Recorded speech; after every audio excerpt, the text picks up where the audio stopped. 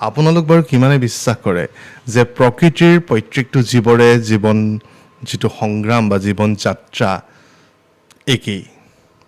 নমস্কাৰ, মই অৰিন্দম কোঁৱৰ। আজি আপোনালোকৰ লগত আলোচনা কৰিবলৈ ওলাইছোঁ এটা কণমানি পখিলাৰ জীৱনৰ পৰা আমি কি শিকিব পাৰোঁ তাৰ ওপৰত। কেতিয়াবা আপোনালোকে সেই পলুৰ পৰা পখিলা হোৱাৰ সেই সংগ্ৰামটো দেখিছেনে? যদি দেখিছে বা যদি দেখা নাই, দেখে ভৱিষ্যতে মন কৰিব যে সেই পলুটোৰ পৰা যেতিয়া পখিলালৈ ৰূপান্তৰিত হয়, সেই সময়কণত কিন্তু পলুটোৱে এটা খুব ডাঙৰ সংগ্ৰামৰ মুখামুখি হ'ব লগা হয়, যি সংগ্ৰামে পখিলাটোক এই পৃথিৱীখনত ফুলে ফুলে ফুলৰ ৰস চহি থাকিবলৈ যিখন শক্তি লাগে, সেই শক্তিকণ প্ৰদান কৰে।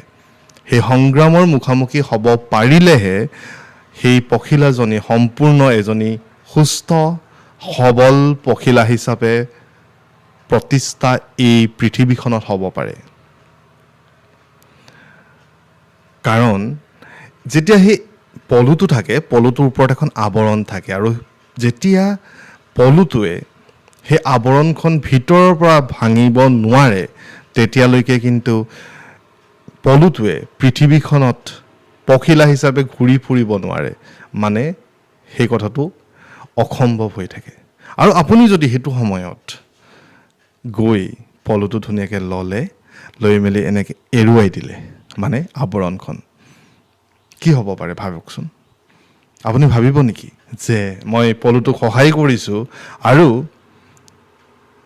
পখিলা হোৱাৰ সেই যিটো যাত্ৰা, যিটো সংগ্ৰাম, সেইটোত আপুনি সহায় কৰি এই পলুটোক এটা সময় বচাই দিলে? কেতিয়াও নহয়।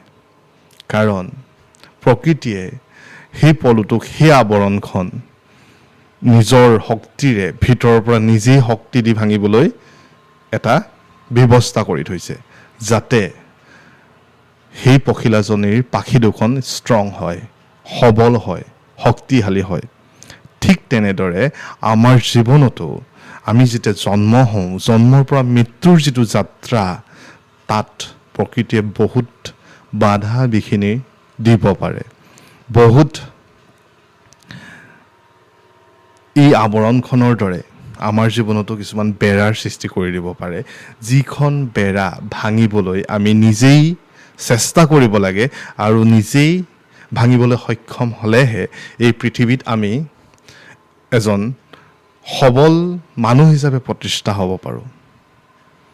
সেইটো সময়ত যদি আমাৰ মেণ্টেলিটি আনে আমাক সেই সংগ্ৰাম, যদি প্ৰকৃতিয়ে দিয়া সংগ্ৰাম বা আমাৰ জীৱনে দিয়া সংগ্ৰাম আনে আহি আমাক আঁতৰাই দিব আৰু আমাৰ যাত্ৰাপথটো সুচল কৰি তুলিব বুলি আপোনালোকে ভাবিছে, তেতিয়াহ'লে সেই পখিলাৰ সেই কাহিনীটোলৈ মনত পেলাব যে যদিহে আমাক সেই যাত্ৰাৰ সেই সংগ্ৰামটো যদি আনে আঁতৰাই দিয়ে বা আৱৰণখন যদি আঁতৰাই দিবলৈ চেষ্টা কৰে, কিন্তু আমি কোনোবা প্ৰকাৰে দুৰ্বল হোৱাৰ সম্ভাৱনা থাকিব।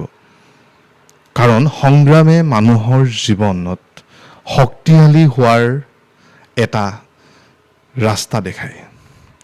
সংগ্ৰামে মানুহক শক্তিশালী কৰি তোলাই, সংগ্ৰামে মানুহক সবল কৰি তোলায়। গতিকে সংগ্ৰাম আহিলে এটা কথা মনত ৰাখিব, সেই পখিলাটোৰ আৱৰণখন, যিটো পলুৰ যিটো আৱৰণ আছিলে, আপোনাৰ জীৱনতো সেনেকুৱা এখন আৱৰণ আহিছে বুলি ভাবক, আৰু আপুনি ভিতৰৰ পৰা ইণ্টাৰনেলি সেই আৱৰণখন ভাঙিবলৈ চেষ্টা কৰক।